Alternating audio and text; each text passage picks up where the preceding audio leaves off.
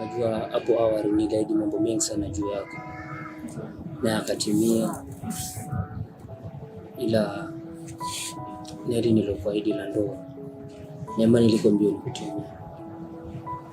Lini itakuwa? Kikubwa naomba univumilie, kwa sababu unatambua mishe zangu za kupuyanga huko na kule. Kwa hiyo na imani muda si mrefu nitatimia, kwa sababu nishaieleza familia inatambua juu hili swala. Sawa mpenzi, sio mpenzi, utavumilia. Itakuwa vizuri.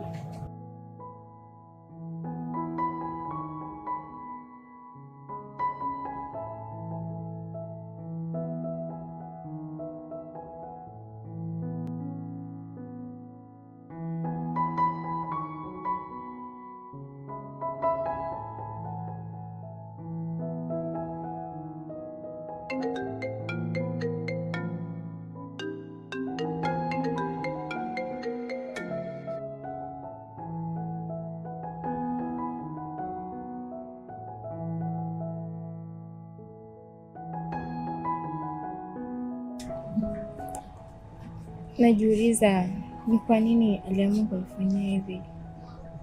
Ni mtu ambaye nilimpenda sana, tuliahidiana vitu vingi sana, lakini najiuliza ni kwa nini ameamua kunifanyia hivi. Yes. Sijui tatizo ni mimi au sielewi kabisa. Hello, naelewa Sandra kwa kiasi gani nauma, lakini pia lazima ujue kwamba wewe si mtu wa kwanza kufanya hivi. Ndiyo.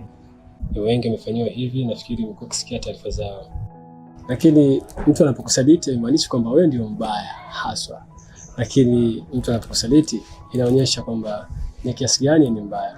Kwa hiyo hutaki kubeba maumivu ambayo hukutakiwa kuyabeba, kwa sababu kama wewe unakuwa mwema kwake, basi acha yeye ajutie baadaye, kwa sababu kila kitu kinatokea kwa sababu. Hakuna kitu ambacho kinatokea pasipo sababu.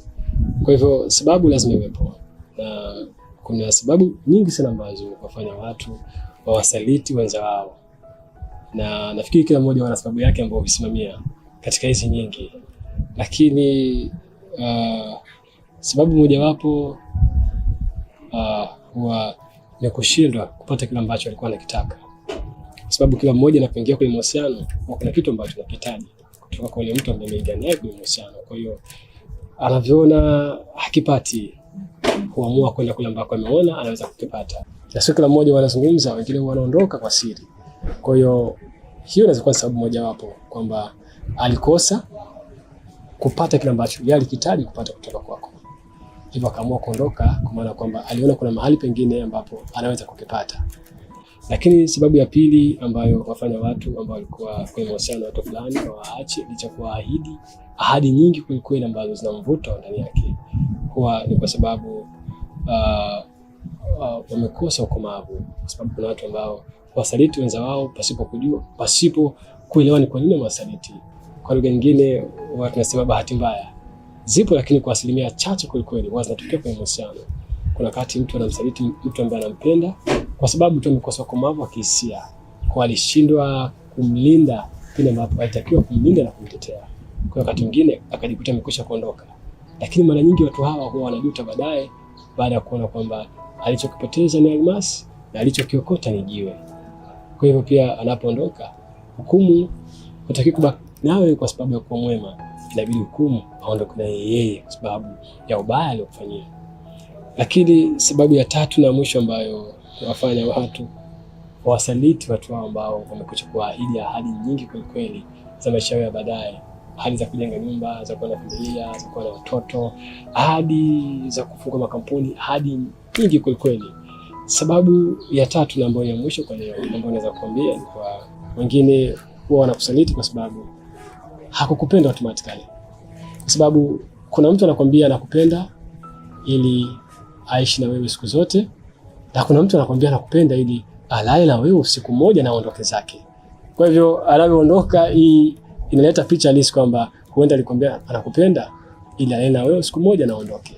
Kwa hivyo nafikiri walishindwa kutofautisha, lakini nafikiri kuondoka kwake kuna kuachia wewe na kukupa jibu sahihi.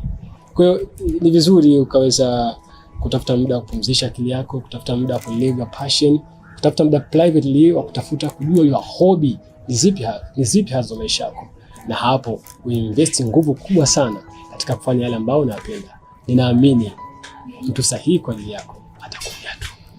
Kwa hiyo kikubwa, don't hate men, usimchukie mwanaume kwa sababu amekusaliti, lakini zaidi ongeza kujijali, ongeza kujithamini na ongeza kujipenda. Nafikiri baada ya hapo mtu sahihi utampata.